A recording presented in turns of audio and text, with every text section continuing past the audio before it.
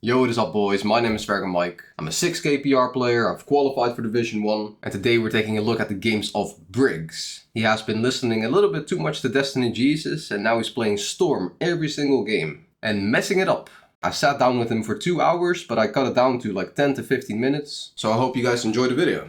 So our strat is because we notice we get keyed a lot, and we're like really bad at fighting as a duo. Okay. So we play Storm like second. We kind of like just sit in one of these bushes around, play Storm, and try and go in 5th zone. Last cup of Div 4, I think it was, and Div 4 we just like get keyed pretty much every game, no damage. Oh no, I almost got storm sickness.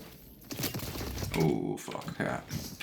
That's a GG. So you did kind of mess up the Storm play this game. I think with Storm it like works really well, or it just doesn't work. How much PR you guys got?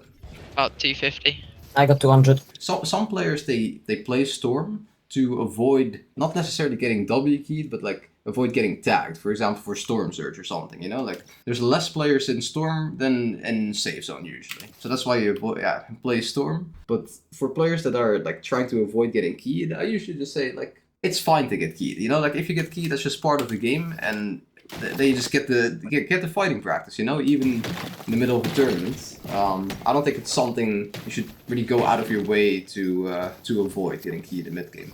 How are you ever gonna become comfortable getting W keyed if you play Storm all game, you know? I didn't think about it like that. And you know, like it's maybe also like a bit of a confidence thing, you know, like, and technically I like have zero confidence mid game and stuff. Yeah, like most of your tournaments at this point shouldn't be optimized for the best placement possible. They should be optimized for how are we going to improve. You know, like let's say you die in early game, all of your games, then that's the specific focus. You're going to be like, okay, how do we fix up our early game? Yeah, we did have a lot of issues with off spawn. We died every single tournament, like every single game off spawn. Okay, and was that at this location or somewhere else? No, we never stuck to a drop spot. Like, yeah. When we got conned, and we just went a spot, we get conned, and it's a bad drop. Because we were so bad, we kept dying every time we got conned, and then we like full decided to stick it here, and now we win pretty much like, I don't know, 75% of off spawns now. Yeah, so that's definitely, you know, it's definitely fine, you know, like if you want to, for example, qual out of your Div 4 right now. Yeah. Yeah, if you want to qual out of Div 4, that's absolutely fine, you know, to have a solid early game, just get into end game and win every game. You don't have to, like, try to die in early game and mid game on purpose or something. Yeah, so it's already not ideal that we're here, right? Like, once again, coming out of Storm. If you look at it from the lens of like from okay, we're playing Storm and we're doing this, then you know it's probably fine. But if you just think in terms of okay, I'd rather just be center here, you know, like if this team at center at this spot, they just have the best position because anywhere it pools, they just have like a half pool instead of having a max pool. You're not even in the next zone yet, and then what if zone pools max, you know? So I think relying on zone pools, yeah, that's what we do. We do way too much. Yeah. But it's just about, you know, in life, let's say this is me, I'm usually like, okay, this is the one thing I'm focusing on and that's it.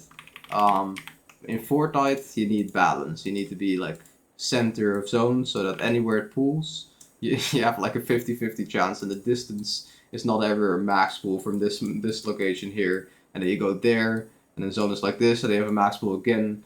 In Fortnite, you need to be balanced, okay? Balanced in Fortnite. So always prepare for, like, worst case scenario. Like, consistency is the name of the game, and taking risks is usually what leads to inconsistency. So, like, taking a risk by, you know, for example, being edge. This is you taking a risk, oh yeah, I might pull a lucky zone here, or I might not pull a lucky zone and it pulls max, and, you know, like, the game is ruined. I would call sitting here technically the riskier thing, you know. That's how I see it, because by sitting here you risk not getting the first place, and you think, okay, I'm being safe, but like being safe leads to this, and this is what I got. This doesn't even count.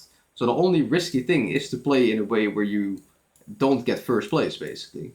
So getting a refresh, I don't see that as risky. I see getting a refresh as exactly minimizing risk, you know. Being aggressive at all moments is like, yeah, the least risky thing to do. I don't know why they're not just shockwaving. They definitely should. Like in these zones, just shockwave as many times as you want to. And since they're so high up, it's just a free shockwave. Yeah, like you don't save shockwaves for endgame. You save them for like 5th zone, 6th zone. That's it basically. These zones. Yeah, actually 6th and 7th, basically. Those are shockwaves. Also 4th. So those, it's kind of situational, but depending on these zones, equals shockwave. Huh? What about 8 zone, do you think? Yeah, fine as well. Like, as long as, in endgame, having the effect is fine as well. But usually after you get a refresh, you'll get shockwaves anyways. Well, this team kind of played it bad. Like, they could have just shockwaved off the mountain, been already here, shockwave once again, and be center. They should have been where this team is, basically. I'll show you the rotate from this team, yeah? Like, they definitely could have been here. This team is gonna see zone pools, let's see, was it northwest? Okay. They should probably, since it's northwest, like, they could, like, stay all the way there, you know? Go all the way deep. Don't stay. Staying at edge would be the biggest mistake. He's kind of looting, also wasting time. Like, he doesn't need anything, don't know why he's doing that. Yeah, this is perfect. So, yeah, okay, fine. Staying west. But this literally could have been you with like 140 builds, 134. Now we're kind of, at a hard spot as well. Like, yeah, you said go early. I'll show you. Like, let's say you go early here. There's still like a million teams to shoot you in your back, you know. Whereas with this team, let's see, where are they? Are they already front side? Oh, yeah, it's this team now. Yeah, they're already here, you know. Like, this literally could have been you. It's the freest rotates ever. Don't have to spend any nats.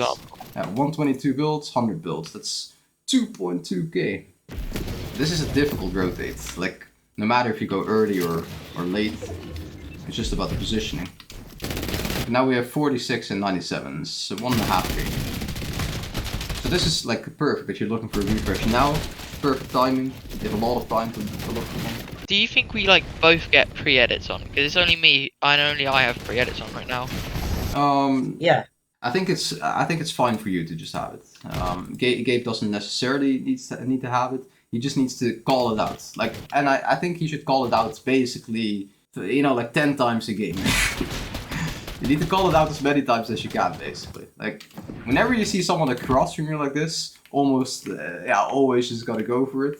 Especially if it's fresh walls or wooden walls, sometimes brick walls. If it's a full metal wall, I don't usually go for it because they just have too much time to react. But yeah, if you see this guy, just say get a pre. Then you're supposed to just like get a pre-edit and then come to him. You talk to it and then you just both double smack on the wall. And that's it. Especially since Bricks has lower ping, I think he should be the one with the pre-edits. Yeah, no, that's fine. And then you should also have broken your ramp. Or like done something about it. This ramp is kind of fucking. But it's fine. Like, so this game is a combination of like, we basically played Storm, so we came in like 4th zone edge, which meant we had like 3 different max pools in a row, so we lost all our mats. And now we're just like kind of not finding the refreshes yet, you know? If we find a refresh like in some of these minutes, then it's fine, but it's double the ring outside. I think that's definitely our biggest issue, like refreshes, because we usually get like top 10, but then we have like 0 mats and we can't play for a win or like top 5. Most of our games in this tournament are top 10s. Yeah, I think so far from what I've seen is it's not refreshes. Like, you need the refreshes because you've been playing wrong, right? Like you would have had way more shields and mats if you just didn't make the rotate you did. Now we go pre-edits. Yeah. No, we don't. I mean, now we should. Oh. Yeah. Yeah, pre-edit or look for bomb shots or anything. So here I'll show you. Like, look, if you look like this, boom, you see this good. You see, like, if you just scout through your cone, you just see all these opportunities. Or at the bottom, there you see wooden walls, and they think, oh shit, wooden walls, boom, 2 free refreshes. So like opening your bottom, that's what I said. Wait, where's the image? Yeah, so something like this. Or this through your top, and you see literally those 2 examples. One kid right there, if you had a cone here, right there, solo just sitting there. How many builds? 54 builds plus siphon. Well, there's your refresh. So if you don't go for refreshes, the upside is that you don't risk anything, and you might not die in those moments. The downside is that you slowly bleed out, and you just like die top 20, top 50, top 10. And what I said before, you'd rather have the mentality of just getting 1st place or 2nd place, and nothing else matters. Oh, do you think like we go refreshes as a duo in these zones, or just like Gabe looks as a solo? Gabe looks for an opportunity, and then you look with him afterwards. always just do it together, basically. Yeah, if I spot an opportunity, Yeah, like then we should be kind of like scouting with more of an open angle. Like it's already kind of annoying that you have like a half box here, so you don't have like a safe box. But like you should have. This is already like fine, but you don't have the greatest vision. Like all you see is like this. Even if a player just runs past like this, you might not even catch him because it's just like such a small opportunity, you know? Like the way you've been looking out of your box, literally like with your POV, hasn't been that optimal yet. Like you just don't have much vision from the edits you make, literally, and that will help a lot. So opening up your floor like this is also like a great option. Let's say you're both standing here. Depending on the situation, if you look down, you open the floor like this, you both look down here, you also have like awareness of this whole layer. You'll find a lot of stuff there. And then looking through your cone, so you're just standing on top of a cone and you're standing like this, it gives you awareness of like everything basically. This is the best opportunity to look for refreshes. And you can look on your layer, that's usually what I go for, like stuff on my layer or one layer above. Like for example, if a team is boxed up right here, I would go for a pre-edit instantly. I try it every single time, and there's no risk to doing that basically. If it doesn't work out, it doesn't work out. If you don't get the wall, just go back, reset your floor and cone, and you're chilling. And then instantly look for something else. Like the more you look for stuff, the better. We're nearly in. Now with tarp in, the rest, like just get in a little bit more. Perfect. Perfect, yeah, no more box. And now look for kills. You see this above you again? Perfect. Such an easy opportunity, you know? If you look below you, you might even see something else. You gotta look for your opportunities. Let me see at this time what Gabe is just doing. So here, we have 20 seconds till zone pools, you know? 20 seconds is a long time.